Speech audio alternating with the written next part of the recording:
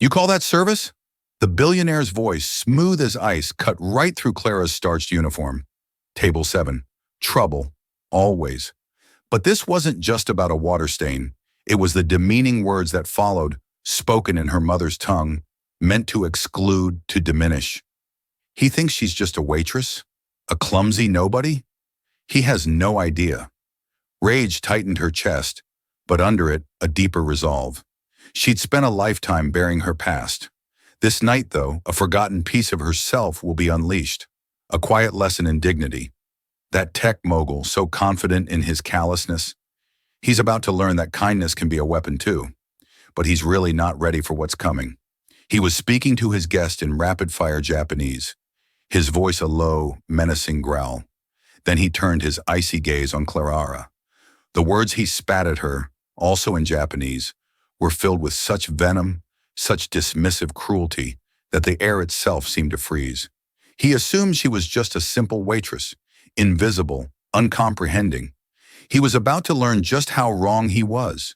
Clara Garcia felt like a ghost haunting a palace. For the past 6 months, Arya had been her gilded cage. By day, she was a graduate student buried in linguistic anthropology, textbooks fueled by cheap coffee, and the dwindling funds her father had left her. By night, she donned the starched black uniform and became part of the restaurant's immaculate invisible machinery. Arya wasn't just a restaurant, it was a theater. Located on the 60th floor of a skyscraper overlooking Central Park, its floor-to-ceiling windows presented a panorama of 1,000,000 glittering lives she couldn't fathom. The patrons were the actors, hedge fund titans, aging socialites dripping in diamonds, and tonight the king of them all, Stephen Thorne. Clara Ara knew of him, of course. Who didn't? Thorne Media had devoured the digital landscape. He was a modern-day Midas, but rumor had it his touch was less gold and more ice. At 35, he was notoriously ruthless, brutally efficient, and possessed a store that could curdle cream. Seeing him seated at her best table with its commanding view of the city sent a jolt of pure anxiety through her. His guest was an older, impeccably dressed Japanese man. His face a mask of serene politeness that Clara Ara, from her own experience, knew could hide a universe of disapproval. This was Kenji Yoshida, the chairman of a Japanese electronics giant, Yoshida Corp. The deal Thorne was trying to close with him was legendary in the financial world, a merger that would create an untouchable global tech conglomerate. From the moment they sat, the tension was palpable. Thorne, usually a master of control, seemed agitated. His movements were clipped. His smiles never reached his cold gray eyes. He ordered a 2001 Domaine de la Roman Conti without glancing at the price of a bottle that cost more than Clara Ara's entire semester of tuition. She moved with practiced grace, her steps silent on the plush carpet.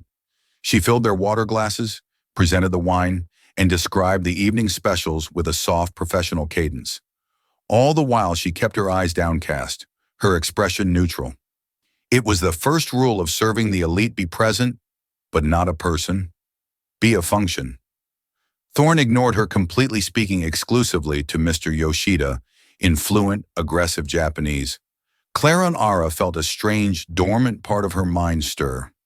It was a language she hadn't spoken regularly in a decade, a language that tasted of green tea, cherry blossoms, and a grief so profound she kept it locked away. It was her mother's language. She tried to tune it out, focusing on the rhythm of her duties, but Thorne's Japanese was sharp, almost confrontational. It lacked the subtle dance of respect, the careful ballet of humility and honorifics that was so integral to Japanese business culture. He was speaking it like a weapon, not a bridge. Mr. Yoshida's polite nods became shorter, his smile tighter. He was not impressed. The main courses arrived. Seared A5 Wagyu for Thor, a delicate plate of oro sashimi for Mr. Yoshida. As Clara Ara carefully placed Thorne's plate before him, her sleeve button, which had been loose all night, caught for a split second on the rim of his water glass. The glass tipped, not spilling much, just a small trickle of ice water onto the pristine white tablecloth near his silverware. It was a minuscule error, a mistake that would normally earn a hushed apology and a swift replacement of the linen. But Stephen Thorne was not in a normal mood. The conversation stopped. The silence that fell over table 7 was absolute and terrifying. Thorne slowly turned his head, his gaze landing not on the spill, but on Clara Ara. It was a look of pure, unadulterated disgust, as if she were a roach that had crawled onto his plate. He leaned towards Mr. Yoshida, never breaking eye contact with Clara, and then he spoke in Japanese. The words were quiet, but they sliced through the air with surgical precision. You see, Yoshida-san, he began, his tone dripping with condescension. This is the problem with this country. Incompetence is everywhere. You pay for the best, and you get this. A clumsy, brainless girl who can't even put a plate on a table. She probably can't even count to 10. Absolutely worthless. Every syllable was a hammer blow. He had chosen the language deliberately, creating an exclusive bubble of contempt, a private joke at her expense. He used the most dismissive informal terms for her words that stripped away her dignity, her humanity, reducing her to an object of his irritation. He smiled thinly at Mr. Yoshida, a conspiratorial glint in his eye, expecting a nod of agreement. Mr. Yoshida's expression remained frozen, but a flicker of something discomfort, perhaps even distaste, crossed his face. Clara Ara stood motionless, the heavy plate still in her hands. Her heart was pounding a frantic rhythm against her ribs. The heat of humiliation flooded her cheeks. For a moment she was 23 again, a waitress in New York, but for another longer moment she was 13, standing in a small garden in Kyoto, her mother's gentle voice teaching her the nuances of that very same language, a language of respect, of beauty, of poetry. Thorne saw her flushed face and mistook it for shame and fear. He smirked, satisfied with his little display of power. He had put the help in her place. He turned back to his guest, ready to resume his disastrous sales pitch. He never got the chance. The world seemed to slow down. For Clara Ara, the opulent dining room dissolved, the city lights blurred into a distant memory. All that existed was the echo of Stephen Thorne's words reverberating in a chamber of her heart she had sealed off long ago. Clumsy, brainless, worthless. He had said it in her mother's tongue. He had taken something beautiful and sacred and twisted it into a shiv. Her training, her need for this job, the instinct for self-preservation. It all screamed at her to apologize in meek, broken English. Clean up the mess and vanish. Let the insult slide. He was a billionaire. She was a nobody. That was the transaction. They paid for the privilege of treating her as less than human, and she accepted the money to survive. But something else rose up within her, a force she hadn't felt in years. It was the spirit of her mother, a woman who carried herself with the quiet, unshakable dignity of 1,000 years of tradition. It was the pride of her grandfather, the stern but loving calligrapher who taught her that a single misplaced brushstroke could ruin a masterpiece, and that a person without honor was less than nothing. She took a slow, deliberate breath. She could feel the eyes of the other waiters on her, the restaurant manager, Jean-Luc, already starting to move from across the room, his face a thundercloud of impending doom. Stephen Thorne had already dismissed her from his reality. He was picking up his fork when Clara Ara spoke. Her voice was not loud, but it cut through the silence with the clarity of a temple bell. She spoke in perfect, formal Japanese. The accent was not that of a foreigner who had studied the language in a classroom. It was the soft, melodic cadence of the Kanai region, the dialect of Kyoto. It was flawless. Thorne-sama, she began using the most honorific title, one dripping with a politeness so profound it bordered on sarcasm. My deepest apologies for the water. However, the incompetence is not in my hand, but in your words. The fork in Stephen Thorne's hand froze halfway to his mouth. His head snapped up. His eyes widened first in disbelief, then in pure, unadulterated shock. It was as if a statue had just spoken to him. Mr. Yoshida, who had been staring blankly at his plate, slowly lifted his head. A spark of genuine interest ignited in his weary eyes. Clara Ara didn't stop. The words flowed out of her, a dam breaking after a decade of silence. You speak of worthlessness, she continued, her voice, steady and calm, each word carefully chosen. A person's worth is not determined by the balance in their bank account, but by the content of their character and the respect they show to others. A lesson, it seems, you have either forgotten or never learned. She placed his plate down on the table with a soft, deliberate click. She then turned her body slightly to address Mr. Yoshida, directly bowing her head just enough to show respect but not subservience. "Yoshida-sama," she said, her tone shifting to one of genuine deference. "I hope this unpleasant incident has not spoiled your meal.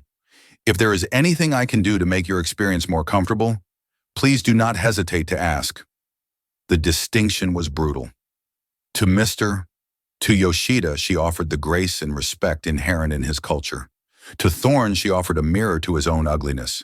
The blood drained from Stephen Thorne's face. He wasn't just embarrassed. He was exposed, in front of the very man he was desperate to impress. His cheap power play had backfired in the most spectacular way imaginable.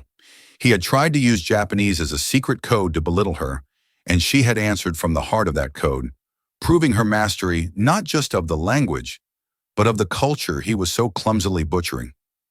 Jean-Luc, the manager, had finally arrived at the table, his face pale with horror. He had only heard a waitress speaking in a foreign language to his most important guest. He opened his mouth to fire her on the spot. "Mademoiselle, what is the meaning of silence?" Stephen Thorne hissed, his voice a low rasp. He didn't look at the manager. His eyes were still locked on Clara Ara. The shock was slowly being replaced by a dangerous, unreadable emotion. It wasn't just anger. It was something more complex. It was the look of a man whose entire worldview had just been shattered. He slowly put down his fork and knife, placing them perfectly parallel on his plate. The air crackled. The entire restaurant, it seemed, was holding its breath. Clara Ara met his gaze, her own chin held high. The ghost in the gilded cage had finally found her voice, and now she had no idea if it had just saved her or utterly destroyed her. The silence at table 7 was a living entity. It pulsed with Stephen Thorne's fury, Mr. Yoshida's intrigue, and Jean-Luc's abject terror. The surrounding diners, sensing the gravity of the moment, lowered their voices, their curious glances turning the table into a brightly lit stage. Clara Ara's heart hammered against her ribs, a wild bird trapped in a cage. The adrenaline that had fueled her defiance began to recede, replaced by a cold dread. What had she done? She had talked back to a billionaire. She had broken the cardinal rule of service invisibility. She mentally started calculating how long it would take to pack up her tiny apartment. Jean-Luc, recovering from Thor's command, took a step forward, his hands clasped nervously. "Mr. Thorne, sir, I am so terribly sorry. Please allow me to handle this. This employee's behavior is inexcusable. She is—" "I told you to be silent." Thorne repeated, his voice dangerously soft. He finally tore his eyes away from Clara Ara to fix them on the manager. "And I told her to speak. Now get away from my table." Jean-Luc froze, his mouth agape. He looked from Thorne's granite expression to Clara Ara's defiant posture. Utterly bewildered, he gave a jerky nod and retreated, his face a mask of confusion and fear. Thorne returned his focus to Clara Ara. The initial shock had receded from his features, replaced by a cold, analytical curiosity. He looked at her as if seeing her for the first time, not as a waitress, but as a puzzle. "Who are you?" he asked, this time in crisp, unaccented English. Before Clara Ara could answer, Mr. Yoshida cleared his throat softly. He folded his hands on the table and addressed Thorne, but his eyes were on Clara Ara, a faint, almost imperceptible smile touching his lips. "Thorne's son," Mr. Yoshida said in English, his voice calm and measured. "For the past 2 hours, you have spoken to me of synergy, of market disruption, and of global dominance. You have used Japanese words, but you have not spoken a Japanese heart." He gestured gracefully towards Clara. "This young woman, in 2 sentences, has shown more understanding of WA, of harmony and respect, than was present in our entire conversation. Perhaps she is the one I should be in business with." The statement was a tactical nuke dropped in the middle of the dining room. It was a polite, elegantly worded, and utterly devastating critique of Thorne's entire approach.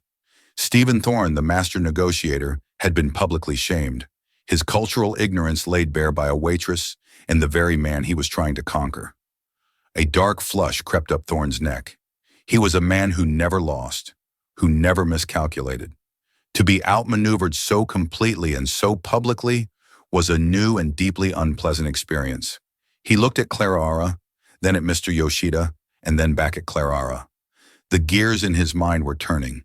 The ruthlessly efficient processor that had built an empire was analyzing a new unexpected variable. "My office tomorrow, 900 a.m., he said to Clara. It wasn't a question or an invitation. It was a command. "Don't be late." He then pushed his chair back, the legs scraping harshly against the floor. He threw his napkin onto the table, the pristine white linen, a flag of surrender. "The meeting is over, Kenji," he said to Mr. Yoshida. The use of his first name, a shocking breach of etiquette. "My people will call your people." Without another word, Stephen Thorne turned and strode out of the restaurant. He didn't wait for his coat, didn't acknowledge the stunned staff, didn't look back. He simply vanished, leaving a vortex of chaos in his wake. Mr. Yoshida watched him go, his expression unreadable. He then turned his gaze back to Clara, who stood rooted to the spot, trembling slightly. He reached into his jacket, produced a business card, and laid it gently on the table. "Young lady," he said, his voice kind, "your Japanese is beautiful. It reminds me of Kyoto in the spring." He bowed his head slightly. "Thank you for the lesson in dignity." He too stood up and walked out, leaving his meal unfinished. Clara was left alone at the table, standing amidst the wreckage of a multi-billion-dollar negotiation. On one side lay Stephen Thorne's implicit threat of a summons. On the other, Kenji Yoshida's business card, a silent testament to her actions. The entire restaurant staff stared at her, their expressions a mixture of awe and terror. Jean-Luc approached her slowly, as if she were an unexploded bomb. "Clara," he whispered, his voice. "What in God's name just happened?" Clara looked down at the table, at the half-eaten wagyu, the untouched sashimi, the small puddle of spilled water that had started it all. She had no idea what had just happened. All she knew was that her life as an invisible ghost was over. Tomorrow at 900 a.m., she had to face the dragon in his lair. The Thorne Media building was a shard of obsidian and steel piercing the Manhattan skyline. It was less a building and more a statement of raw, unapologetic power. As Clara walked into the lobby, she felt her simple black blazer and neatly pressed slacks were woefully inadequate armor. The air hummed with a quiet, ferocious energy. Everyone moved with purpose, their faces etched with the stress and ambition that came from orbiting a sun as demanding as Stephen Thorne. She was escorted to the top floor by a silent security guard. The elevator ascended with a stomach-lurching speed, opening directly into a vast minimalist office. 3 of the walls were floor-to-ceiling glass, offering a god's-eye view of the city. The 4th was a stark white wall adorned with a single magnificent piece of Japanese calligraphy. Its bold black strokes a tempest of controlled energy. Stephen Thorne stood with his back to her, looking out at his kingdom. He wore a perfectly tailored gray suit but had shed the jacket. He didn't turn when she entered. "The view is supposed to be clarifying," he said, his voice echoing slightly in the large space. "It reminds you how small everything else is, how insignificant." Clara remained silent by the door, her bag clutched in her hand. She refused to be intimidated. He finally turned to face her. The anger from last night was gone, replaced by an intense, unnerving focus. His gray eyes scanned her, not with contempt this time, but with the dispassionate gaze of a scientist studying a specimen. "Clara Garcia," he stated, glancing at a file on his massive desk. "Orphaned. Father was a mid-level diplomat. Deceased. Mother Akari Ishikawa, also deceased. You're a graduate student in linguistic anthropology at Columbia. You spent the first 13 years of your life in Kyoto. You are, for all intents and purposes, broke." He recited the facts of her life as if they were a stock report. Clara felt a chill run down her spine. He hadn't just summoned her. He had dissected her life overnight. "Why are you working as a waitress?" he asked, his tone flat. "Student loans are not insignificant, Mr. Thorne," she replied, her voice steady, "and my research requires funds." "And you're Japanese," he pressed, leaning against his desk. "It's not textbook, it's native. You don't just speak the language, you understand the soul behind it." "Where did that come from?" "From my mother," Clara said simply, "and my grandfather." A flicker of something crossed Thorne's face, an emotion she couldn't quite place. Your grandfather Ishikawa, son. It wasn't a question. Clara Ara frowned. How did you know his name? Thorne walked over to the wall with the calligraphy. He reached out and gently traced one of the powerful strokes with his finger. This is his work, he said softly. It's a proverb. Nanakarabi yaoki, fall down 7 times, get up 8. He looked back at her, and for the first time she saw not a billionaire CEO, but a man haunted by something. Your grandfather Kao Ishikawa was my sensei, my mentor. Clara Ara stared at him, her mind reeling. Her grandfather. The quiet, stern man who smelled of ink and old paper, who taught her to see the beauty in imperfection and the strength in stillness. This man, this titan of industry, this ruthless corporate predator, was his student. It was impossible. I was a directionless 19-year-old on a foreign exchange program. Thorne continued his voice, taking on a distant quality. Angry at the world. Your grandfather ran a small dojo and calligraphy school. He took me in. He taught me Japanese, yes, but he tried to teach me more. He taught me discipline, focus. He tried to teach me humility. He gave a short, bitter laugh. I excelled at the first 2. He turned away from the calligraphy and faced her fully. He saw a fire in me, but he also saw a danger. He said my ambition was a blade without a handle, that it would cut me as deeply as it cut my enemies. We had a falling out. I came back to America, built all of this. He gestured to the city below them. I wanted to prove him wrong, to prove that winning was all that mattered. Suddenly, the events of the previous night clicked into place with horrifying clarity. The deal with Yoshida Corp, Clara Ara breathed. It's not just business for you, it's the pinnacle, Thorne admitted, his voice roar with an intensity that startled her. Kao always respected Yoshida-san. He saw him as a man of honor, a true leader. Closing this deal, it was supposed to be my final victory. The moment I could finally mentally tell my old master that his way was sentimental and slow, and my way was the one that conquered the world.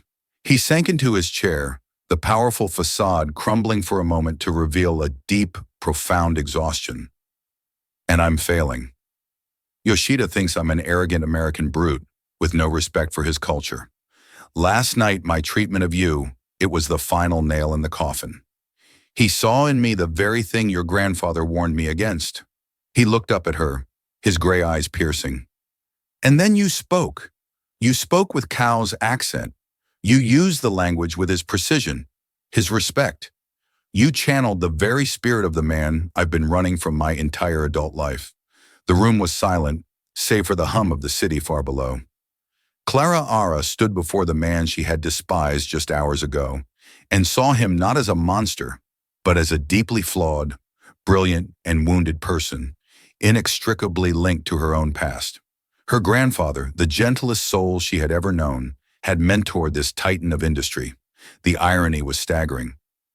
What do you want from me? Clara Ara asked, her voice barely a whisper. Stephen Thorne leaned forward, his hands clasped on the desk. The billionaire was back, but his eyes held a new desperate light. I want you to help me, he said. Yidin is meeting with his board this afternoon to officially reject our offer. I have one last chance, a final dinner meeting tonight. He respected you. He listened to you. I need you there. Not as a waitress, as a consultant, as a translator, as a bridge. He paused, a look of profound difficulty on his face, as if the words were physically painful to say. Help me understand what your grandfather tried to teach me. Help me save this deal. Clara Ara's mind was a whirlwind. An hour ago, she was worried about paying rent. Now the architect of a global media empire was asking her to salvage a multi-billion-dollar merger rooted in the teachings of her own grandfather. The world had tilted on its axis. Why should I help you? She asked the question, sharp and genuine. Last night, you insulted me. You humiliated me. You saw me as less than whole human. Thorne didn't flinch. He accepted the verbal blow as his due because I was wrong, and because what you said was true. My words lacked worth. My actions lacked respect. I acted like a fool, and it's going to cost me everything I've worked for. He gestured around the opulent office. This isn't just about money, Garcia. This deal is my legacy, It's the validation I've been seeking for 15 years. There was a raw honesty in his voice she didn't expect. He wasn't just manipulating her. He was in his own way confessing. My grandfather, Clara Ara said, thinking aloud, he believed that the way you do anything is the way you do everything. The brushstroke, the bow, the business deal, they are all reflections of the spirit. He would have been ashamed of your behavior last night. I know, Thorne said, his voice quiet. I am ashamed. The admission hung in the air, a shocking moment of vulnerability from a man who seemed to have none. Clara Ara looked at the calligraphy on the wall, her grandfather's powerful, elegant strokes. Fall down 7 times, get up 8. It wasn't just a proverb, it was a philosophy. It was about resilience, but also about the grace to stand up after a fall, to learn to be better. Could Stephen Thorne get up? Show me the proposal, she said. A flicker of surprise, then relief crossed Thorne's face. He slid a thick leather-bound portfolio across the vast desk. It's all in there. The financials, the projections, the synergy reports. It's flawless. Clara opened the document. It was a monument to Western corporate strategy. Charts, graphs, aggressive timelines, and language centered on acquisition dominance and efficiency. It was a predator's manifesto.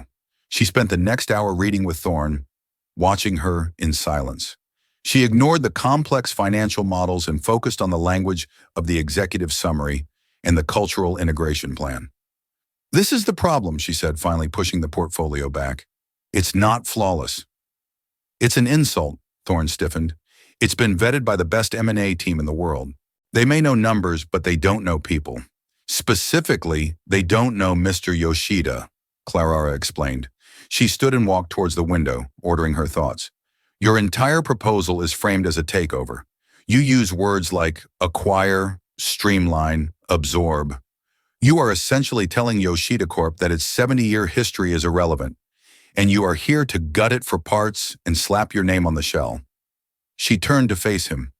You're not proposing a merger. You're announcing a conquest. Thorne was about to argue, but he stopped.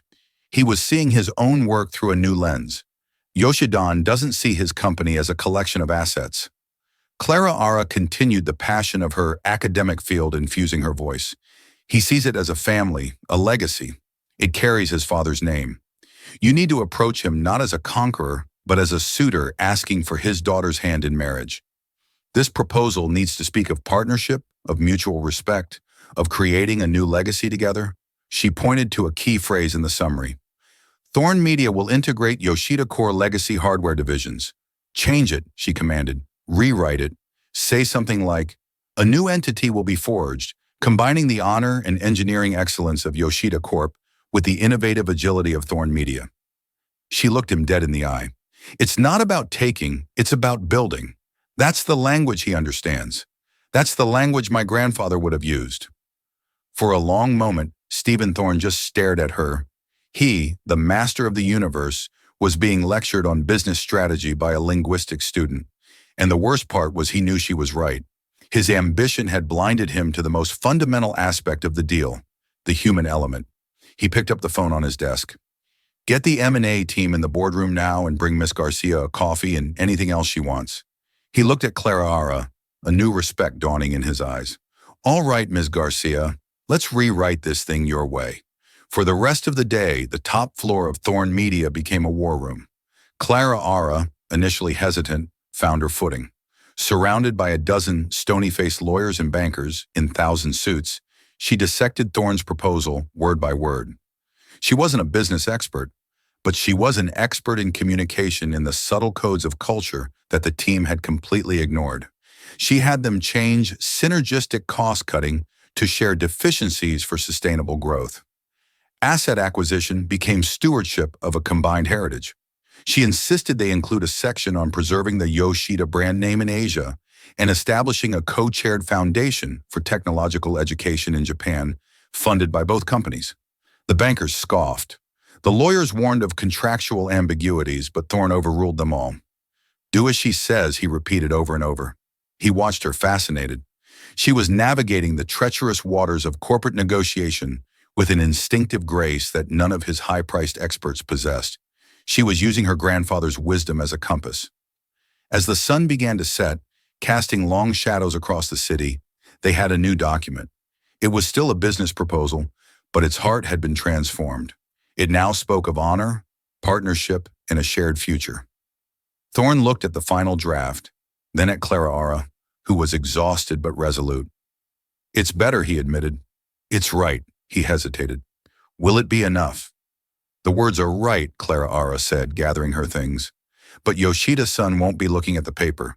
He'll be looking at you. The paper is just a script. Tonight you have to convince him you believe it." The dinner was not at a grand restaurant like Arya. At Clara's suggestion, it was held in a private room at a small traditional Japanese restaurant in a quiet part of the city. The room was serene with tatami mats, a low wooden table, and a single scroll of a mountain landscape on the wall. The air smelled of cedar and green tea. It was a world away from the cold power of Thorne Media. Clara had insisted she attend not as a negotiator, but as a translator and facilitator. She wore a simple, elegant dark blue dress. When Stephen Thorne arrived, he looked different. He had shed the aggressive pinstripes for a conservative dark charcoal suit. His demeanor was subdued, his usual restless energy replaced by a nervous stillness. When Mr. Yoshida arrived with his aide, Thorne stood. He did not extend a hand for a firm American handshake. Instead, following Clara's explicit instructions from their frantic afternoon prep session, he bowed. It wasn't a perfunctory nod of the head. It was a deep, formal bow from the waist, his back straight, his eyes lowered. It was a gesture of profound respect, held for a moment longer than necessary. Clara, standing slightly behind him, also bowed. Mr. Yoshida stopped in the doorway, his eyes widening slightly. He took in the scene, the traditional setting. Thorne's posture, the presence of the young woman from the restaurant. He then returned the bow with equal gravity. No words were spoken, but a message had been sent and received. "I was wrong. I am here to listen." They sat at the low table, a moment of awkwardness for Thorne, who was clearly not used to sitting on the floor. The meal began. It was a multi-course kiseki dinner, a series of small, exquisitely prepared dishes that were as much art as food. Clara guided the conversation. She didn't allow Thorne to launch into his revised pitch. Instead, she started with pleasantries. She asked Mr. Yoshida about his flight. She complimented the restaurant, mentioning that the chef was from the Gillen district of Kyoto, known for its refined cuisine. This led to a brief, pleasant conversation about Kyoto, a city both she and Mr. Yoshida clearly loved. Thorne remained mostly silent following Clara's lead. When he did speak, it was to ask questions, not to make statements. He asked about the history of Yoshida Corp., about Mr. Yoshida's father who had founded it. He listened, truly listened, as the older man spoke with quiet pride about building his company from the ashes of the war. Clara translated not just their words, but their intent. When Thorne said, "That must have been difficult," she translated it with a Japanese phrase that conveyed a deep sense of shared understanding and empathy for that hardship. When Mr. Yoshida spoke of his duty to his employees, she conveyed that to Thorne, not as a business obligation, but as a paternal, almost sacred trust. She was not a machine spitting out dictionary definitions. She was a cultural Lumiere tuning the conversation until it resonated with harmony. Finally, after the main course was cleared, Mr. Yoshida set down his teacup. "Thorne's son," he said, looking at him directly, "my board has advised me to terminate our discussions. They believe your company's culture is incompatible with ours." After our last meeting, I was inclined to agree. He paused, his gaze shifting to Clara for a moment. "But tonight feels different." Why? This was the moment. All the rewritten words, all the cultural coaching, it all came down to this. Stephen Thorne took a deep breath. He did not look at his notes or the new proposal that sat untouched. He looked directly at Mr. Yoshida. "Because I was an arrogant fool, Yoshida," he said, his voice clear and steady. Clara translated his words faithfully, her own heart pounding. "I came to you with a conqueror's mindset. I saw your company as a prize to be won. I was disrespectful to you, to your legacy, and to people who deserve my kindness." His eyes briefly met Clara's. "I was taught better long ago by a man I believe you knew.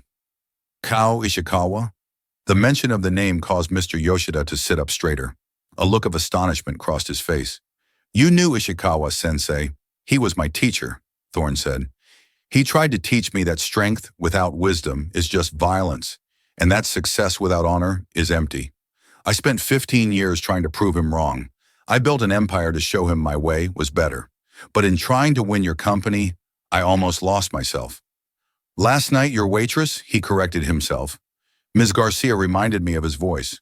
She reminded me what true strength and honor look like. He pushed the new leather portfolio gently across the table. This is a new proposal, he said. It's not about acquisition. It's about a partnership, a true merger of our strengths to build something new, something better for the next 100 years. But honestly, the paper doesn't matter as much as this. He looked Mr. Yoshida in the eye. I am asking for a second chance, not just to do this deal, but to do it the right way, to build a company that Ishikawa-sensei would have been proud of. The room was silent. Mr. Yoshida stared at Thorne, his gaze intense, searching. He then slowly reached out his hand, resting on the portfolio, but he didn't open it. He looked at Clara Ara, then back to Thor. Ishikawa-sensei once told me. Mr. Yoshida said softly that the strongest bamboo is the one that knows how to bend in the wind. He gave a small, genuine smile. It seems a great storm has taught you how to bend. He tapped the portfolio. I will read this, and I will speak to my board again. He stood up and his aide followed. Miss Garcia, he said, bowing to her, you honor your grandfather's memory. Then he looked at Thorne. Thorne's son, I will be in touch. And with that, they were gone. Thorne remained seated, letting out a breath he seemed to have been holding all night. He looked across the table at Clara Ara, his face a mixture of exhaustion and something else. Gratitude. Thank you, he said, the words simple but heavy with meaning. You're the one who spoke from the heart, Mr. Thorne, Clara Ara replied. I just helped you find the right words. She didn't know if the deal was saved, but she knew that something within Stephen Thorne had been the man who had fallen 7 times in arrogance, had perhaps just taken his first step to get up 8. 2 days passed, each stretching into an eternity of agonizing silence. For Clara Ara, it felt like holding her breath underwater, waiting to either surface into a new life or have her lungs burst from the pressure. She tried to return to the familiar rhythms of her existence, but the world had been rendered in a different color palette. She sat in a Columbia lecture hall listening to her professor deconstruct the semiotics of cultural exchange, a topic that was once a fascinating abstraction, but now felt like a raw, lived experience. The theories on the slides felt like pale ghosts compared to the visceral reality of facing Stephen Thorne's ambition and Kenji Yoshida's profound sense of honor. Her tiny apartment, once a cozy sanctuary, now felt like a waiting room. The stacks of books on linguistic theory seemed to mock her. What good were they really when she had gambled her future, not on academic rigor, but on the remembered wisdom of her grandfather, and a gut feeling about a man's soul? The doubt was a creeping vine. Had she been naive? Had Thorne's performance of humility simply been another calculated tactic, one that Mr. Yoshida had seen through in the sober light of day? She pictured the deal collapsing. Thorne's formidable anger turning on her, the single convenient scapegoat for his failure. Every buzz of her phone sent a spike of adrenaline through her veins, a jolt of pure dread. She received a text from Jean-Luc, the manager from Aria. Just checking in. Heard some crazy rumors. Hope you're okay. She stared at the message, unable to formulate a reply. How could she explain that she had gone from being his most problematic waitress to the potential linchpin in a multi-billion-dollar merger in the span of a single evening? Her old life felt a million miles away, yet her new one was still a phantom, a tantalizing and terrifying possibility. On the third morning, as she was nursing a cup of coffee and staring blankly at a half-written essay, her phone rang. The number was blocked, a string of anonymous digits that made her heart hammer against her ribs. This was it. She took a deep, shuddering breath and answered her voice a ready whisper. Hello, Miss Clara Garcia, a crisp, impossibly professional female voice inquired. Speaking, Clara managed. Please hold for Mr. Stephen Thorne. The wait was only a few seconds, but in that sliver of time, Clara Ara's mind raced through 1,000 disastrous outcomes. Then his voice came on the line, and all her expectations shattered. It wasn't the cold cutting tone from the restaurant, nor the desperate raw voice from his office. This was something new. The sharp, aggressive edges had been sanded away, leaving a sense of calm, profound exhaustion, and something that sounded almost like peace. Clara. He began the use of her first name, feeling both startlingly intimate and perfectly natural. The dust has settled. Clara gripped the phone tighter, her knuckles white, and she breathed, unable to ask the full question. There was a slight pause, and she could hear the faint smile in his voice when he finally spoke. He signed. The words didn't register at first. They were just sounds. Then their meaning crashed over her, a tidal wave of relief so potent it made her dizzy. She sank onto her small sofa, the phone still pressed to her ear. He, Mr. Yoshida, signed the deal, she repeated, needing to hear it again to believe it. This morning at dawn Tokyo time, Thorne confirmed. His official statement to the board commended the new proposal. He said it laid a foundation of mutual respect. His words, Clara. There was another pause, this one filled with a weight of unspoken acknowledgement. Our words. A single tear escaped her eye and traced a path down her cheek.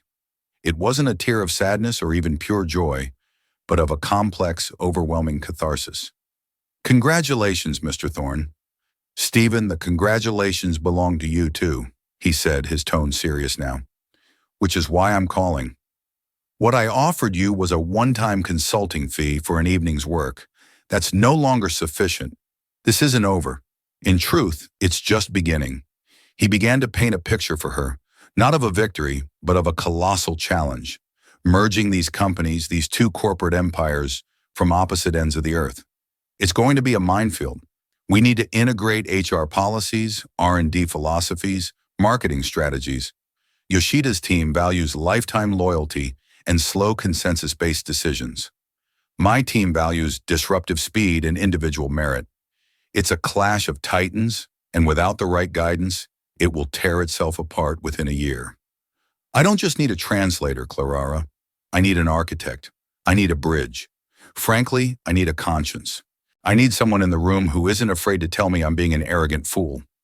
Clara's mind was spinning. She was trying to keep up, but he was moving far beyond anything she had ever considered. I am creating a new C-White position, he announced the statement, landing with the force of a physical blow. Executive Vice President, Head of Cultural Integration and Communications for the Thorne-Yoshida Partnership.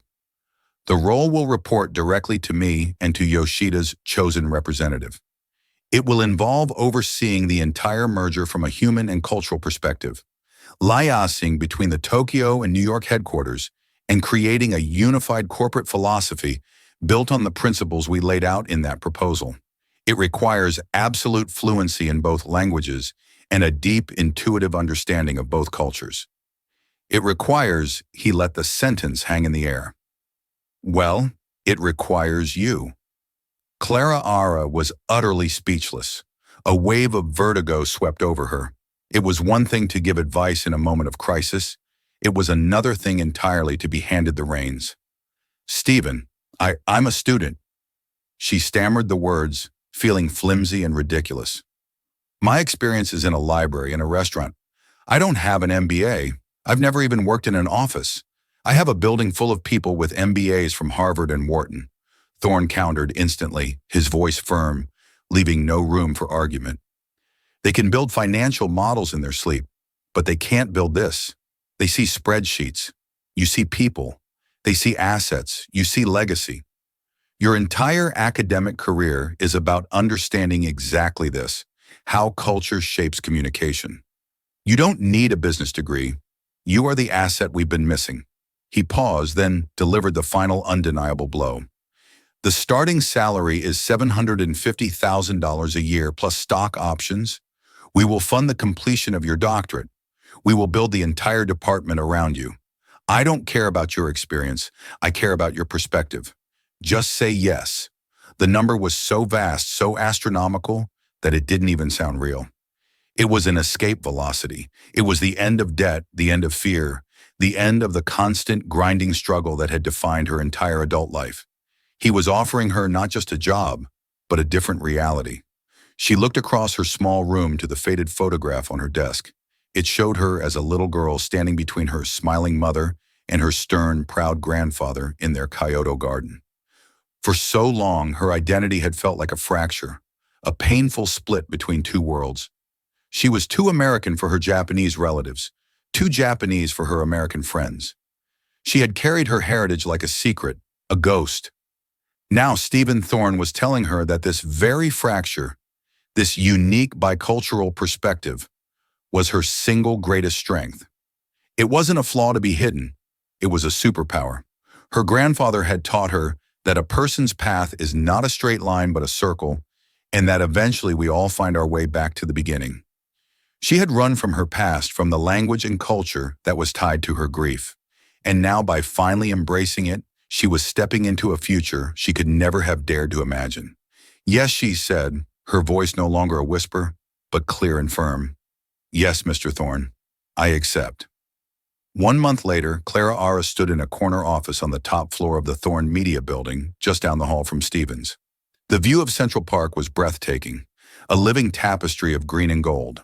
Her uniform was no longer a starched black apron, but a sharply tailored gray suit that made her feel both powerful and poised.